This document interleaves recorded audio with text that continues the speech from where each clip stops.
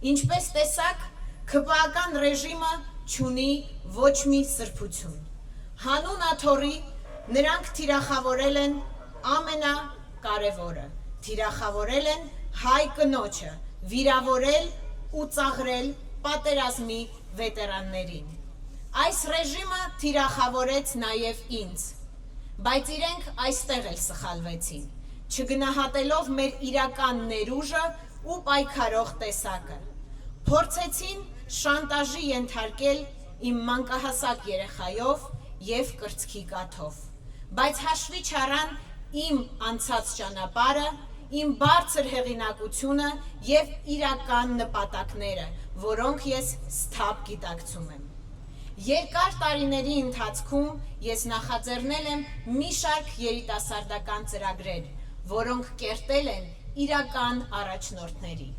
Ես երազում եմ, որպեսզի հայ երիտասարդներից ոչ մեկ չկապի իր ապագան արտերկրի հետ։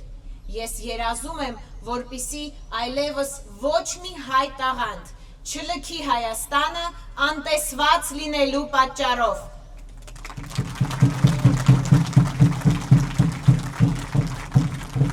Երկար տարիների ընթացքում ես նախաձեռնել եմ նաև մի շարք հայրենասիրական ծրագրեր։ 10 տարուց ավելի օգնել եմ պետության կողմից մոռացվածության մատնված հայ վետերաններին։ Մտերմաբար օգնել եմ ցավոք այս պահին միակ հայ վետերան կնոջը։ Հայտնի ձայնագրության մեջ ես խոսում եմ վաստակավոր ուսուցչուհի, հայրենական մեծ պատերազմի վետերան, լեգենդար Ռոզալիա Աբգարյանի հետ, ցանկանալով իր ծննդյան կապակցությամբ իրեն հեռուստացույց նվիրել։ Ես բնավ չեմ արդարանում։ Անցած տարի հունիսի 17-ին լրացել է տիկին Ռոզալիայի 103-ամյակը։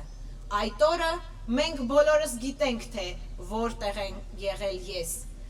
Հունիսի 17-ին 2025 թվականի ապօրինի ձերբակալվեց Սամվել Կարապետյանը, և ես չկարողացա շնորհավորել տիկին Ռոզալիային իր ծննդյան կապակցությամբ։ Այնուհետև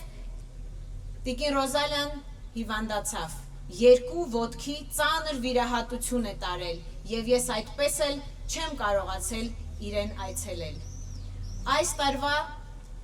կանանց մեկամսյակի շրջանակներում ես որոշեցի այցելել տիկին Ռոզալիային և նվիրել իրեն խոստացած հեռուստացույցը, բայց իմ իրավաբանները խորհուրդ չտվեցին ինձ դա անել, մեկնաբանելով, որ դա կարող է ընտրակաշարք համարվել։ Մենք մի հզոր միջոց ունենք ձեր դեմ, և դա միասնությունն է։ Եթե միասնական պայքարենք փոփոխությունների համար, իրենց ռեժիմը կփլուզվի։ Հարգելի հայրենակիցներ, նրանք վախենում են հայ ժողովրդի միասնականությունից։ Դա է պատճառը, որ ուզում են մեզ սևերի և սպիտակների բաժանել, նախկինների և ներկաների։